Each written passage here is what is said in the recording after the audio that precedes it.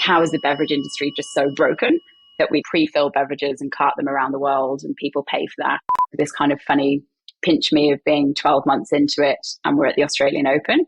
It was consistency and it was painful and it was not very many people. We just didn't give up. Welcome to Add to Cart, Australia's leading e-commerce podcast that express delivers all you need to know in the fast-moving world of online retail. Here's your host, Bushy.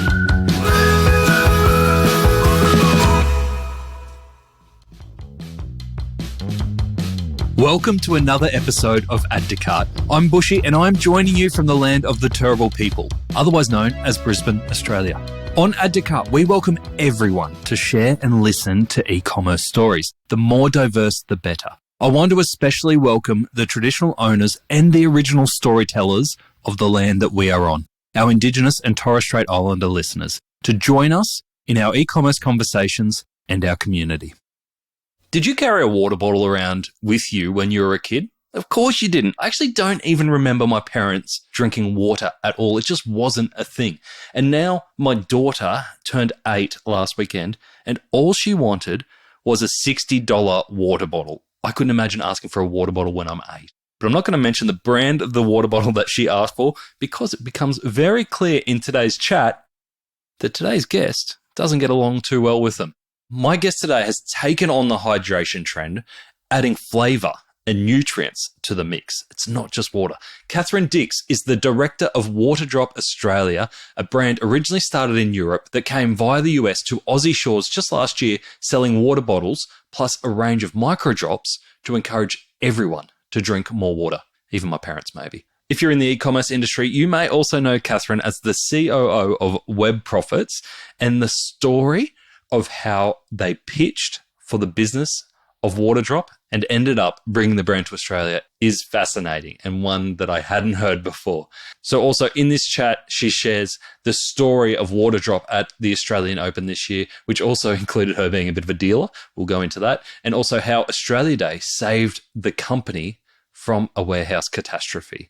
All right, let's get straight into it. Thanks to our partners, Shopify Plus and Deliver in Person. Here's our conversation with Catherine Dix, Director of Waterdrop in Australia. Kat, welcome to Add to Cart. Thank you. Lovely to be here, Bushy.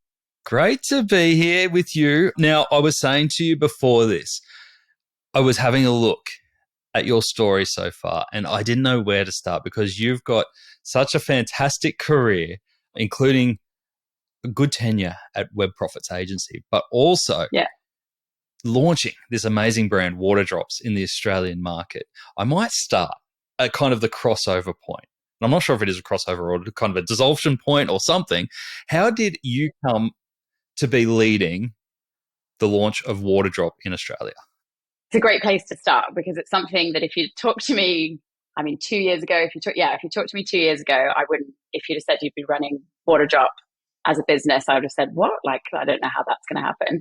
The inflection point was my husband and I were in Europe. We were traveling and it was post-COVID, and we, through some different networking, got introduced to the guys at Waterdrop. And the conversation was kind of around the opportunity for Waterdrop in Australia, but it wasn't fully on their radar just yet. The time zone, the logistics, all of those pieces. But so we were really talking around kind of the opportunity for Web Profits as a digital agency to work with Waterdrop. And we did a small pitch, but just ultimately connected. And the two founders, Henry and Martin, are just fantastic operators. And we just really enjoyed meeting them and connecting with them. And then a couple months later, they reached out and they said, what about doing Australia? So you were pitching for the digital marketing business and then ended up running the business. Yeah, not quite sure how that happened. We'll call it fate. And also my husband, Paul Sprotcreef, is the founder of Web Profits, and he's an entrepreneur kind of through and through. And I think he has no fear. I don't know if I would have said, sure, we can take the leap and do this. And he kind of was like, Kat, I think we can do this. And I'm like, okay, let's do it. So what was the Waterdrop story up until the point where you said, yes, let's launch this in Australia? Up until that point, they'd been focusing on kind of they're huge in Europe, and they'd also been launching in the US. And that was a really, really big focus for them. So they'd started D2C. They'd been around I think it's since 2016. And Martin just has this fantastic, one of the things that I really love around Waterdrop is just its vision and its values. And it's about a world where there's less plastic, and it's about where sustainable hydration should just be easy for everybody. And how is the beverage industry just so broken that we pre-fill beverages and cart them around the world and people pay for that and all the CO2 emissions? And how is that the way that we live? And so Martin's got this incredible, clear vision around sustainable hydration. And then that's just really resonated with us. And Australia is a perfect market for them. So that kind of, they've always known that.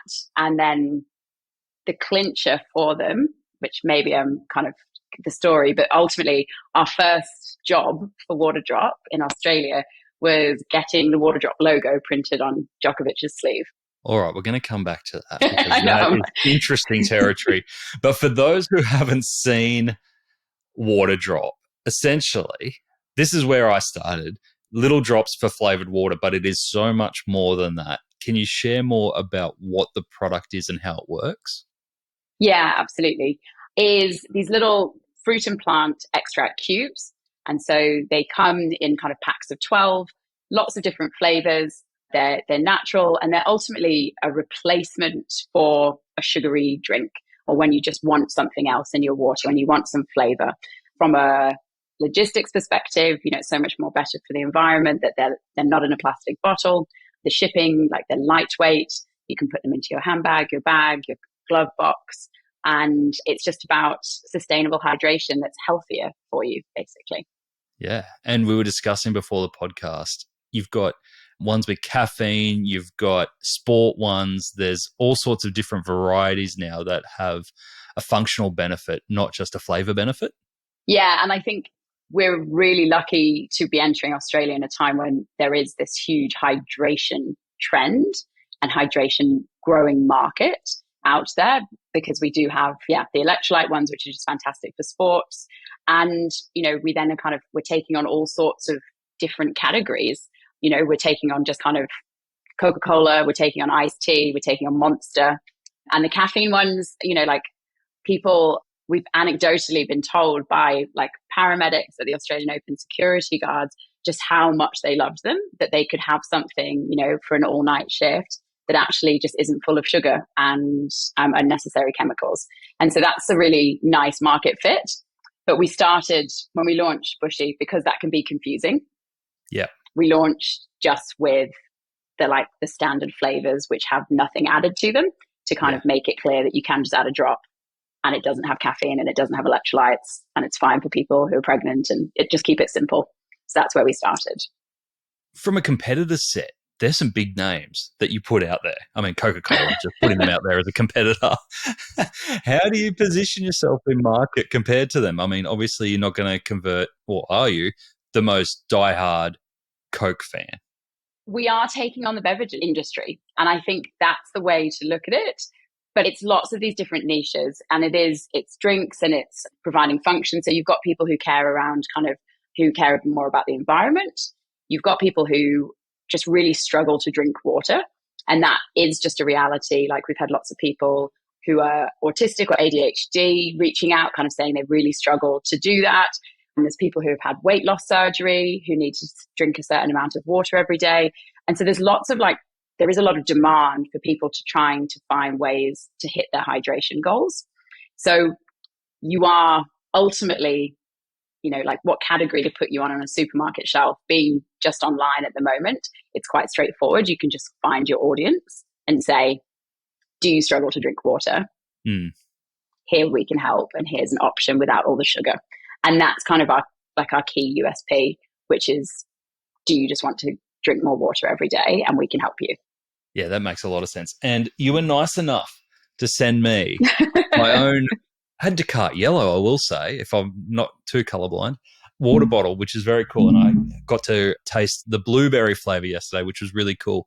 What I loved about it, and what you're saying there, is that they are essentially little packets that look like a packet of aspirin, essentially, that you could keep in your desk drawer, keep in your backpack, keep in your purse. And I could imagine that with the popularity of the Stanley Cup and the Frank Green water bottles, that this is a nice little add-on to people's lifestyle that's already kind of happening. And Bushy, two other excellent competitors of ours. Yes, So of course. we then also have the drinkware market as a competitor. I absolutely would like to become would like Waterdrop bottles to become the bottle of choice for all the school kids out there and move them away from Frank Green. Said it here first. Game on 2024. That's a good hook to try and get them on the podcast now. It is. Like, Cats talk some smack about you. Got to come on and respond. Well, absolutely. And so the drinkware piece was just kind of like, I've got mine here. And like the drinkware piece made sense to the guys. There's actually a third founder, Christoph, who's got this beautiful design background. And the brand is just stunning. Like it's every kind of element of how it's designed, from the cubes to the drinkware. We have these beautiful glass bottles as well, where you can see the drops dissolving. That's all just done very, very well, and the quality is very good. So, if you're going to take on sustainable hydration, you've got to have the good vessels to have the hydration in. And again, from Australia's perspective, people really do spend a lot of money on nice water bottles, right? Exactly. Because that's not necessarily the same in the States and Europe in different areas. So like Australia is kind of quite far ahead, I think, in that. And that, brands like Pargo as well, and Yeti, that they have these fantastically, like good drinkware. We value it. Yeah, we value it. And you have one for the car, and you have one for the house and the office, and you have multiple. So yeah.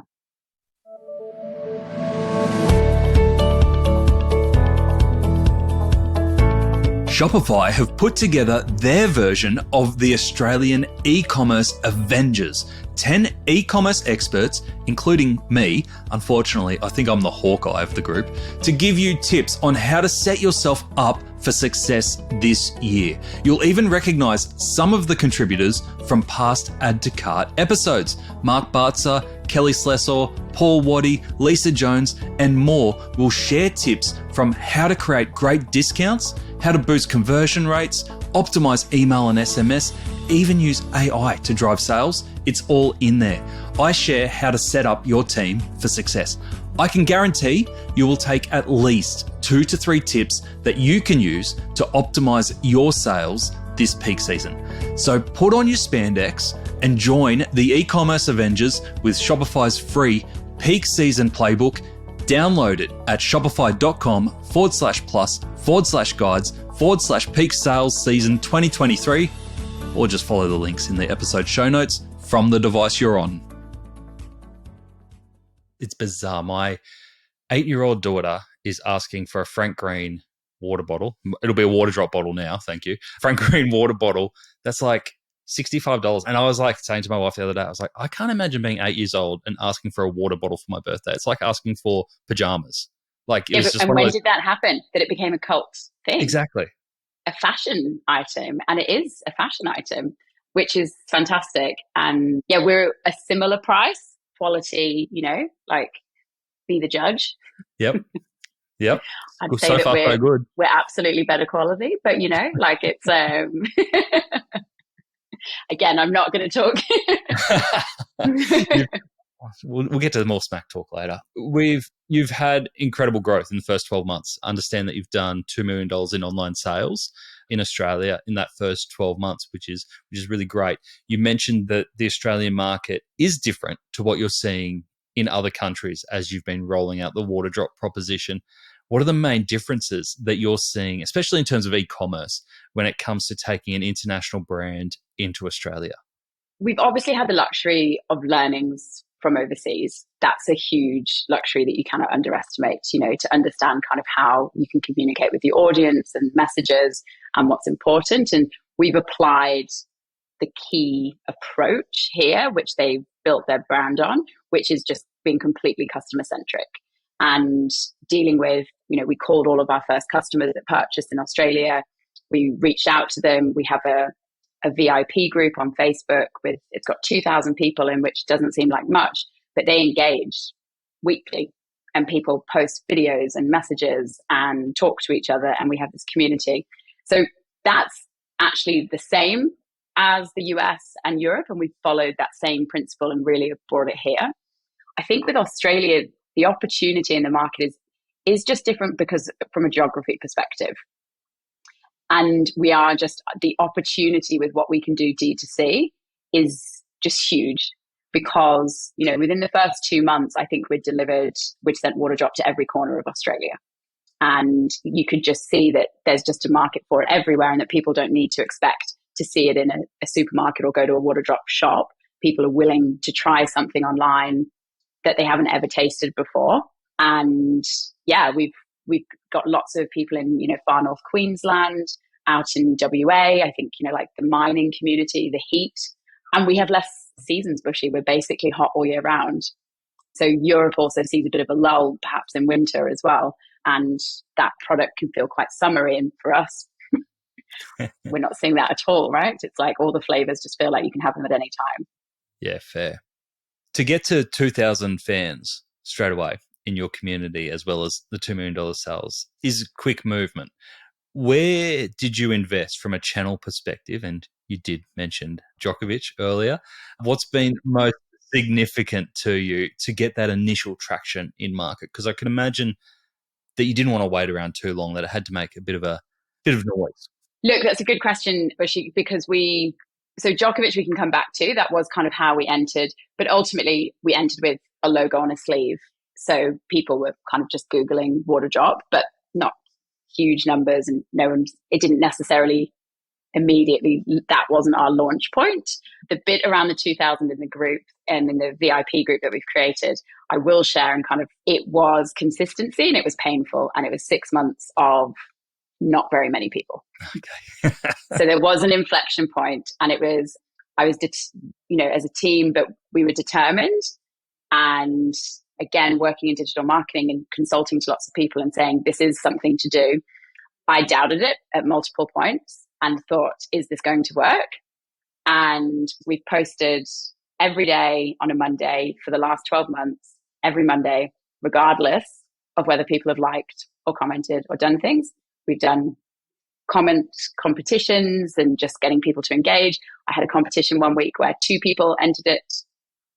And I sent both of them a water bottle, and we just didn't give up.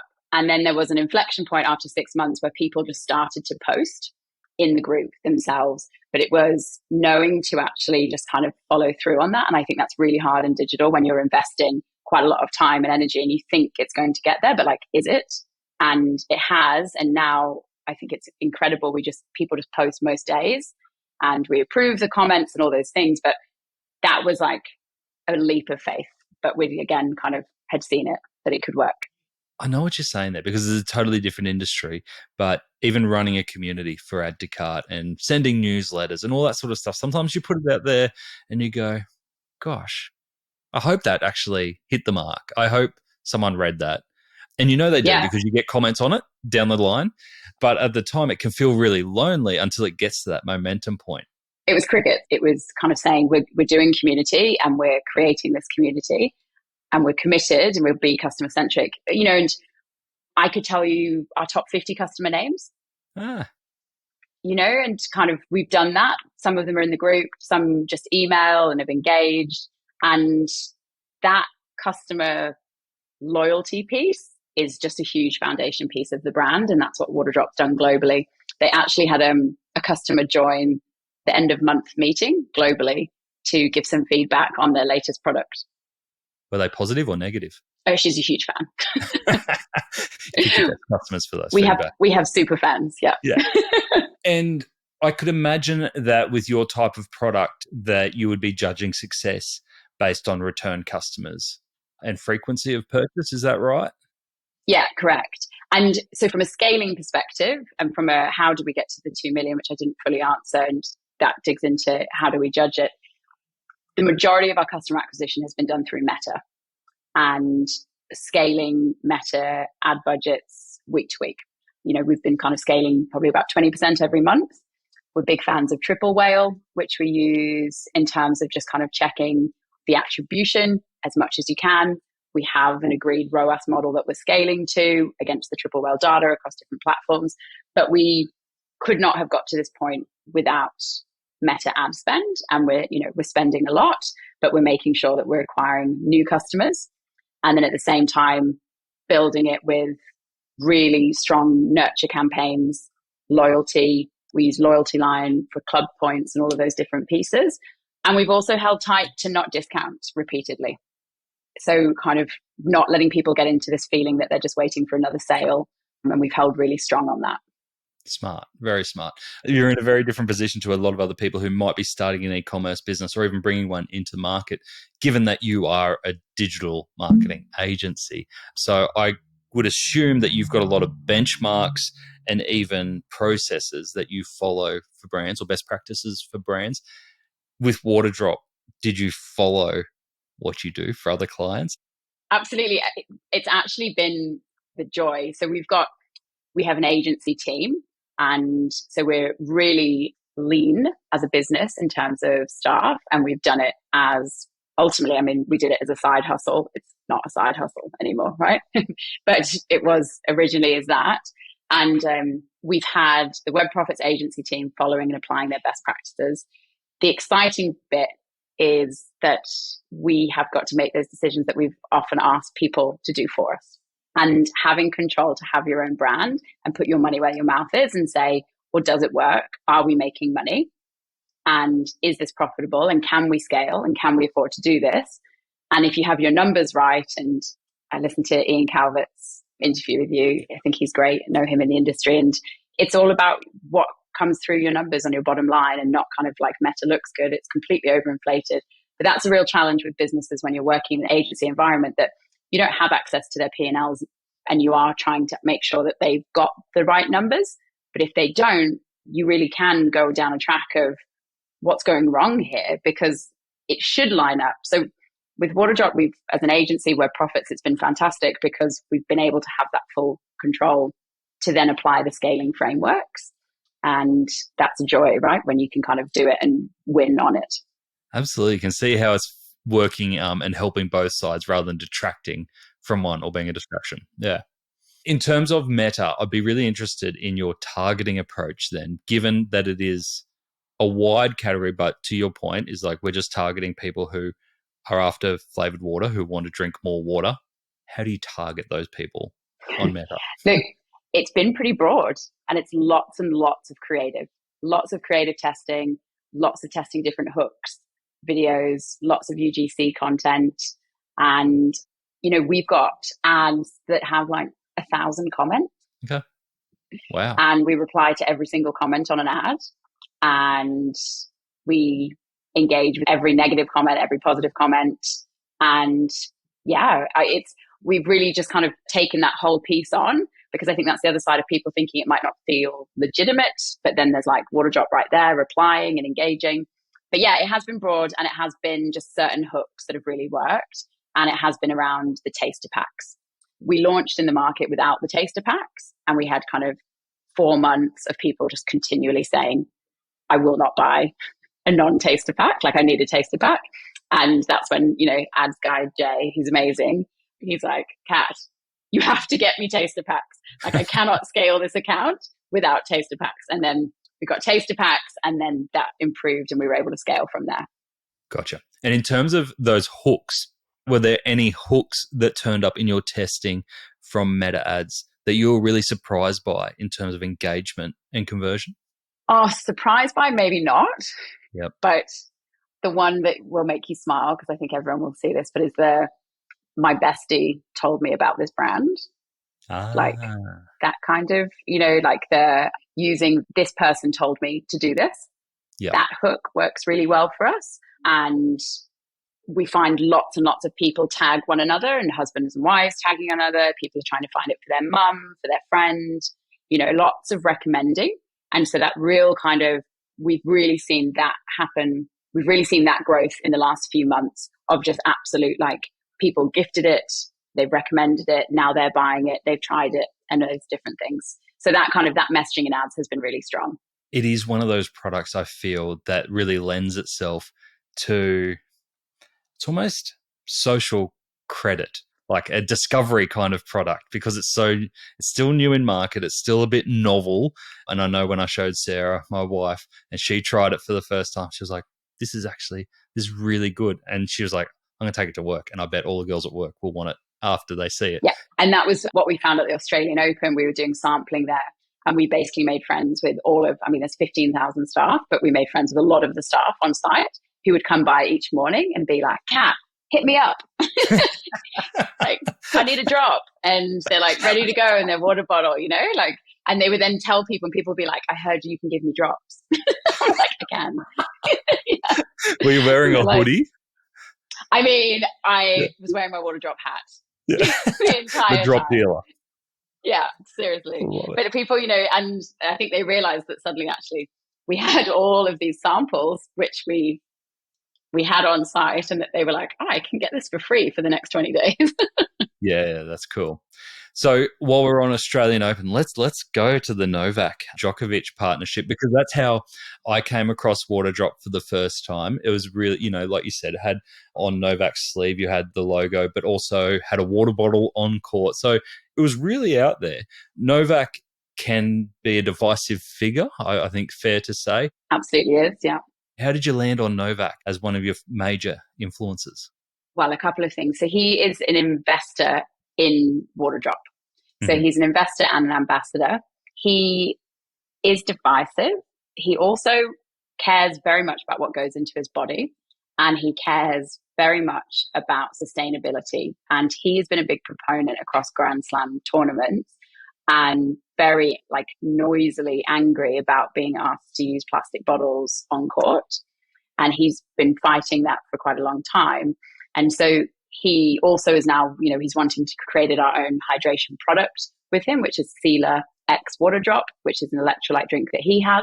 So he's now got his own line with us as well. So that's kind of that journey comes back to he loves the bottles. He wants his own nice bottles on court that keeps his water cold, that he wants to drink from. And he also wanted his own hydration product. Mm-hmm. Cool. So, incredible partnership of how it's come about, and something that we absolutely as a brand to have that leverage point in Australia has been huge for us. This kind of funny pinch me of being 12 months into it and we're at the Australian Open. But obviously, we get to piggyback off the incredible brand that's been being built since 2016. But I don't take that lightly in terms of how good strategically that's been for us. And what an amazing global ambassador, like a name that most people, wherever you travel around the world, will know. Will know, absolutely. And the beauty in terms of the synergy with the brand, and actually just with tennis, is so this year we were a partner with the Australian Open, and we provided all the players with on-court AO bottles. So it was official on-court player bottle. And Bushy, that got rid of 97,000 plastic bottles. That's how much plastic is used on court over Grand Slam tournaments. And so that's a huge coup for Tennis Australia, incredible partner. They're doing really big things in terms of sustainability, and their initiatives on site for sustainability are incredible. So they just align so well with us as a brand. And then the players love the bottles. And that is why I'm confident that we will take on Frank Green. That's so cool. There it is again. We're really calling them out. We're going to pull them out on this podcast. I love it. Did you get to meet Novak? I did. He's very humble. He's lovely. Yeah, he was very sweet. He asked me what flavour of his electrolyte drink everyone liked the most. And he was really keen to get feedback about it, which I had because we'd been doing all this sampling. So yeah, he was great. Awesome. And who's your next ambassador that you got lined up? Surely you've got your eye on someone. Look, I think Australia, there's some interesting opportunities for Australia for us to kind of find our own piece. But in the tennis world, I think by the end of the year, we'll have 7 across the top 20. Wow. Yeah. Oh, that's so that's pretty big. But yeah, Australia, Bushy, if anyone's interested and wants to have conversations about where Waterdrop should be, what they should be doing, or who should they be talking to, reach out. I like it. You mentioned some of the tools that you used before, such as Triple Whale and Loyalty Line. I noticed on the website that even though it is a repeat purchase product, you don't have subscription enabled yet. Is there a reason for that? It is an interesting one because that's, again, probably as a digital agency, it's like the first recommendation we'd give a client. So that's probably where I've not been the best client, because I've kind of we've not done that.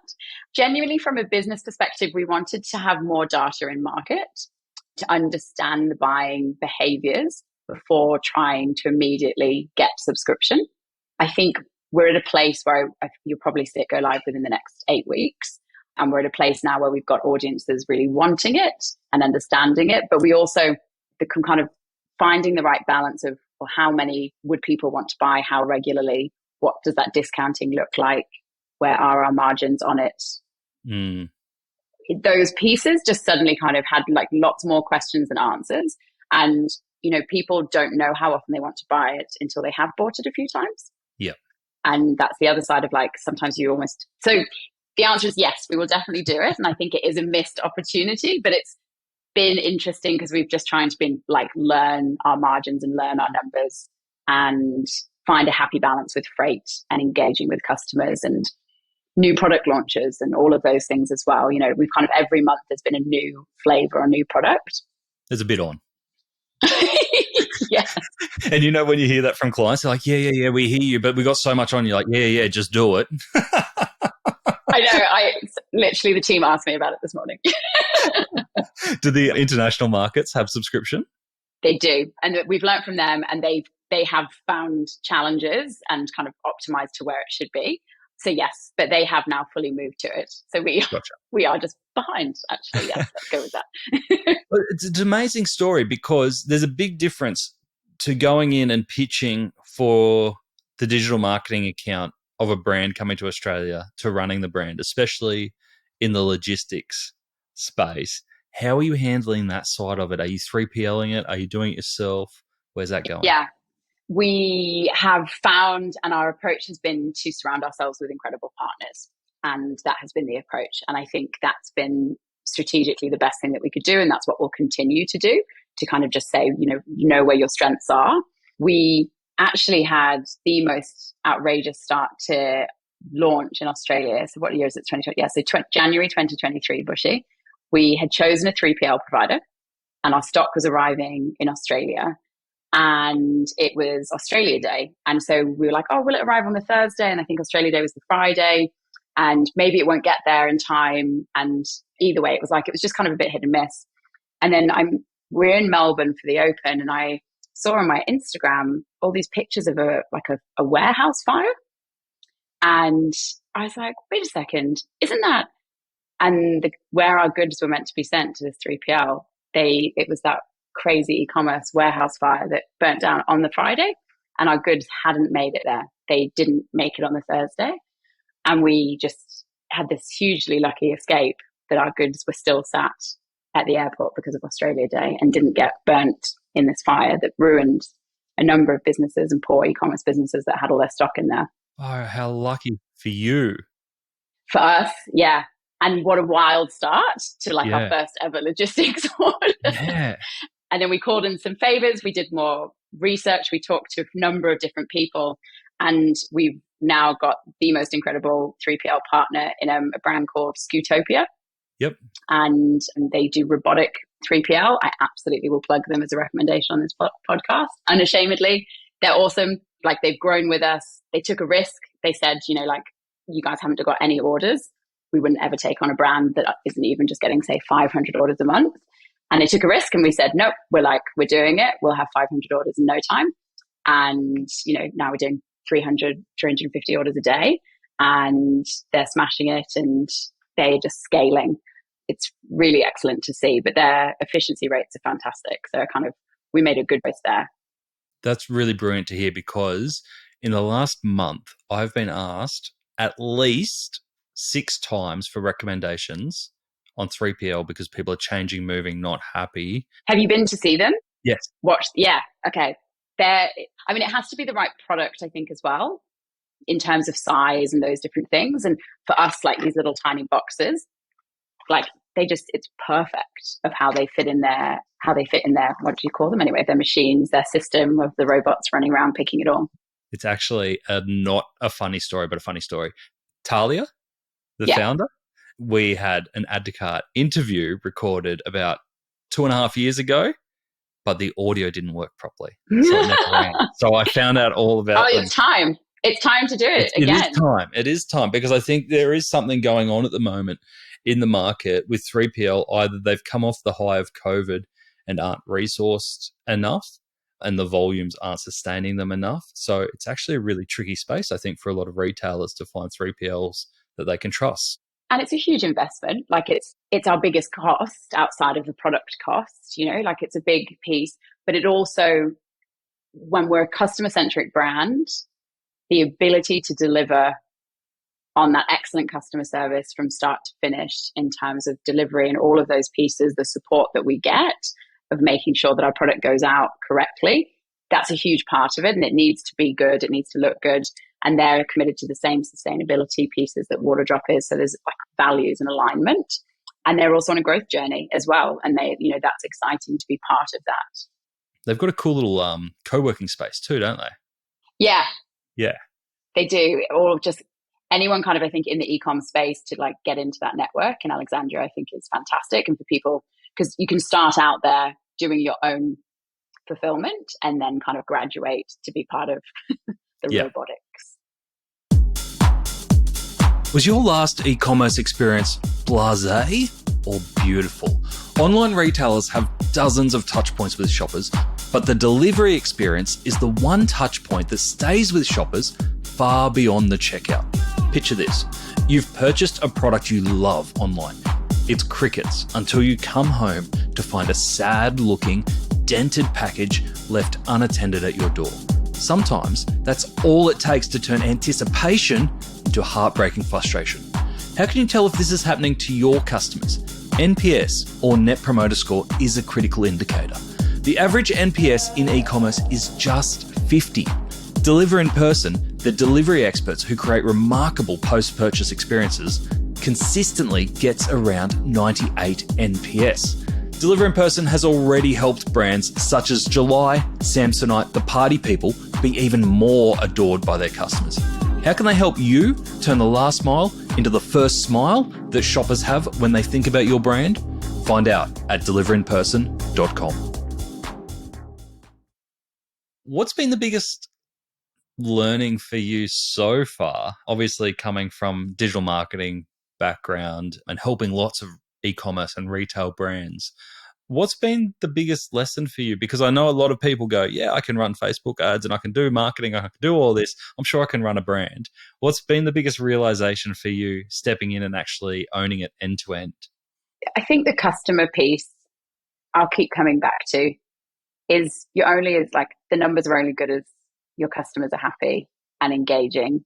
And I think I've been quite amazed at people being so surprised at getting replies to emails or getting replacement parcels or things going wrong and kind of having someone help them out or support them. And that investment of just kind of saying, it's not about the numbers only. It's, are you getting good customers and are you delivering a good product that people genuinely want to use and are genuinely enjoying? And I think that kind of feedback loop, you can't just underestimate. And that's been really, that's a big passion point for me. I've really enjoyed that. And it's probably the reason I've also enjoyed working in agencies for years. I love the people part of it. So seeing that with an actual brand that you're delivering a product that people genuinely are helping them be healthier, that's exciting. We have people commenting in the group saying that they haven't had a can of Coca-Cola for 3 days.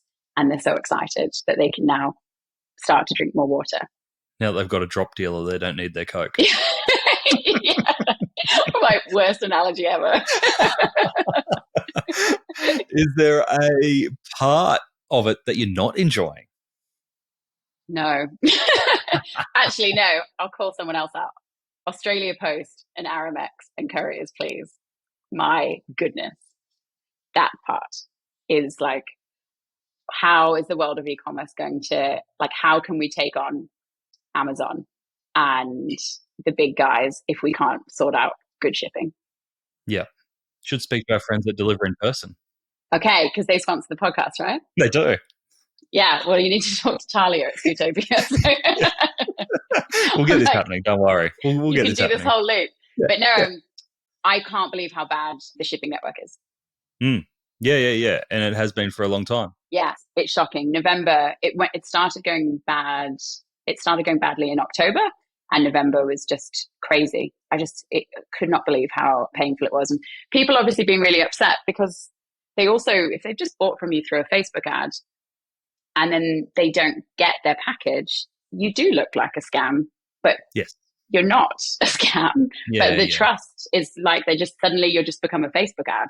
So again, that's been really important to us, to keep focused on the brand, reply to every comment, talk to people continually to make sure they have that confidence, reply within 24 hours, all of those things.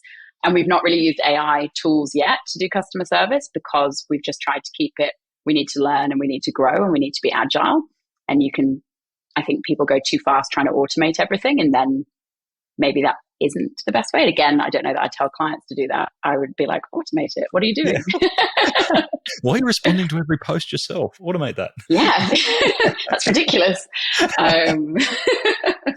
That's so true. And is the problem in terms of just timeliness, is it your partners picking up the parcels in time from a dispatch perspective? Is it just getting lost in the network?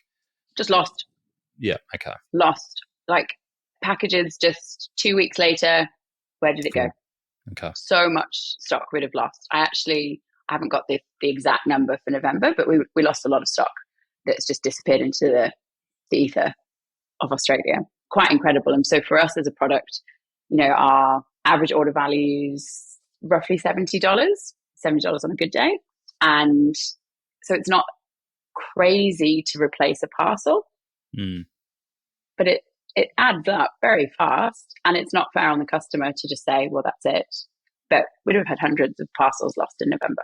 Wow. You know what I reckon it is? It's that you've made friends with all the security guards around the Australian Open, and they're the ones getting the parcels in offices, and they're like, I'm taking this. My drop dealer is in, I'm taking this. Well, I do think we've got, the packaging, and I'm like, have we just become this product that people are like, all right. I see this pack. I'm taking it. Yeah, I love it. Well, all the poor posties, maybe we just need to sort all the poor posties out with Waterdrop to keep them hydrated. Exactly. There you go. Get them on your side. Yeah. So how do you balance your day now? Obviously, COO at Web Profits. Yeah. Rolling out Waterdrop in Australia. What does it all look like? And trying to have a life. Look, the benefit in hindsight, which I hadn't fully appreciated until doing it, is that headquarters is on European time zone. So I've done a lot of days are Australia and evenings Europe, which has helped in terms of being able to kind of really do that juggle, because your calendar I've got 2 time zone calendars, which works. And then I think the other part is just passion. Bushy, I've been an agency leader for over 10 years. And to have a business that you can impact and grow yourself, and it's really enriched conversations. It's enriched conversations across the team and across our clients, and that's really special. And businesses want to be surrounded by people doing things that are exciting, and we're all focused on growth, and that's the same ethos with Web Profits. But lots of the team at Web Profits have their own side hustles or businesses. And that's something that we encourage, and we kind of hire people who are entrepreneurial, and we think it just makes them better marketers. And so that works, but it's a little tiring. I could imagine. Lots of caffeine drops to keep you awake for 2 work days. Yeah. I love that point, though, about the side hustles, because I was going to ask you, because I think I've worked in agencies before where some are like, no side hustles because it will distract you. Some are like, yep, go side hustles because we think it will energize you. How do you keep a nice balance for your team? Like, because side hustles, they can get pretty exciting, especially once they're getting a bit of rocket fuel under them, and going back to a normal day job can seem a bit boring when you're trying to work on someone else's business. How do you maintain that level? I think the reality is we've got a pretty good tenure with our team across Web Profits. Like for an agency, our kind of average tenure is 4 or 5 years. It's a long time in agency. That is a long time in agency. And so we do that balance well, but we also, I think, fantastic for people to go and grow and do something incredible. We've got amazing alumni who have worked at Web Profits over the last decade and doing incredible things. And that just inspires the next gen, the next people to do it. But I kind of applaud that success. And I think they're the people we want, and they're the people our clients want to deal with. And I just kind of ask clients to people move on, and like, you just applaud them if they're going to go launch their own business and do their next thing, and that's good. But again, not easy. Of course. All right. So what is next? What's on your radar for Waterdrop next, Kat? So I'm learning a lot in a whole other new space, which is dealing with distribution partners. So we'll be choosing a distribution partner for New Zealand and one for Australia, likely in the next month. So getting into retail, super excited for Nathan, and like that will be big for us. And I could imagine you'd have so many options there, from supermarkets to service stations to gyms to all sorts of places that could be viable Waterdrop outlets. Absolutely. So we need a really good partner. We've got some going to Melbourne this week to meet with a couple of potentials, and we've been having lots of different conversations. But we certainly need a partner who also wants to be innovative and find those opportunities, because the worst thing that you could do with any product is let it sit on a shelf and not find its audience. And we have multiple different products that can be put in different places and all these things. And I was talking to someone yesterday, Bushy, from like a big picture perspective, I would love to see Waterdrop help really transform the beverage industry. Walking into a service station, being surrounded by plastic bottles and energy drinks and like sugar, just like eye level, it's like a walkway into them. I'd love to see us help transform like retails and airports to just have hydration stations everywhere. I want to see like tap water stations with, Waterdrop flavour packs that you can buy, but there should just be taps everywhere. And we should walk into the airport kiosk and just have there should be 10 taps, and then things to go in the water that you want. Obviously, it would be Waterdrop. But yeah, I love that idea, but that's a hard sell, right? When they're selling water bottles for $6 and making margins of 80%. Absolutely. But it's part of what we did at the AO in 2024. And so we're talking to the team about the AO 2025, and they're on this huge sustainability piece. They had over like 150 or 350 taps on site at the AO. So, we really want to be a part of that, and saying that, there's no reason. We have like Melbourne Tap is beautiful water. Why are we selling plastic bottles? So that's my big call out. I'd love to help transform that as a market in Australia. I love that. You've got my brain ticking. It reminds me of the conversation we had with Sean from Booty and their distribution strategy originally, because they had obviously the underwear in the nice boxes. So it's not traditionally how underwear was sold, but they had it all packaged up so they could put it in chemists. They could put it in unusual places where you weren't expecting, but it was absolutely their audience, because the product needed context, not just to be put on shelves. No, absolutely. That you can kind of you can push the boundaries. And I think that's it, of just saying like, when will it stop being normal to just fly water around the world? Like, why are we shipping water when we have tap water right there? Like, you just can't find it. So that really is the key ethos of the business. And it's an exciting one that I'm just super passionate about, to be able to say, let's change something. Like, let's just give people access to the tap water that is there, and stop having a beverage industry selling it to us. Love it. Kat, if people have listened to this and want to reach out, whether they want to go and explore Waterdrop for themselves, or they might have some distribution partners or potential influencer partners, what's the best way to get in touch? LinkedIn is great. Lots happening on there. Send me a DM, reach out, connect. Having lots of interesting conversations at the moment with partners and different people. And just really open to just having conversations and ideas, because I think there's so many different ways you can do synergies and creations with people if the values align. Love it. I mean, maybe there's a water brand. Maybe, Coolridge should be like, let's create something. Let's create taps. How can we do that? What if Frank Green approached you and want a partnership? Really a good point to leave our conversation right here. Pat, thank you for joining us on Add to Cart. Thanks so much for having me, Bushy. It never ceases to amaze me how people end up in e-commerce businesses in Australia. Again, that is one path that I hadn't heard before, pitching for a business and then ending up bringing the business into Australia. Here are the 3 things that I got from that conversation with Catherine.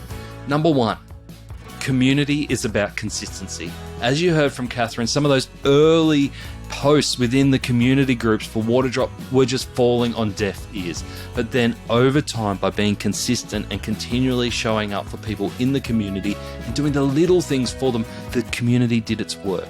They were able to tell others and they felt like they were cared for. So if you're in community building, consistency is key. Keep showing up. Number 2, Meta is not dead for customer acquisition. As you heard from Catherine, they're getting a lot of customer acquisition through Meta, still scaling 20% monthly. Obviously, they are still a very new brand, so customer acquisition at their stage is a bit easier. But take note of some of her targeting approaches and her advice on how to use tools such as Triple Whale to get better insights on what channels are really delivering you true new customers. And number 3, the power of partnerships. There was a lot of conversation around the Australian Open and what that has done for the brand, not only here in Australia, but also globally. I was very, very happily surprised to hear some of her insights around Djokovic and the partnership and the way that that partnership has evolved, including him being an investor and the tips that Catherine had around getting the most out of those partnerships. While it's obviously been a big investment, it has created a huge amount of impact for them in a short amount of time. Thanks for joining us today on Add to Cart. To listen to all our e-commerce conversations, now in the hundreds, you can head on over to addtocart.com.au. There, you can also join up to our free private Slack community to share e-commerce ideas, tips, and questions with other listeners. You can also subscribe to the Add to Cart weekly newsletter and browse some of the video highlights from our chats. There is a lot there. That's addtocart.com.au. And if I can ask you one thing before you go, if you enjoyed today's episode, make sure you share it with a friend or a colleague who could benefit, or leave us a review. It really makes a difference. Thanks again for listening, and until next time, keep those customers adding to cart.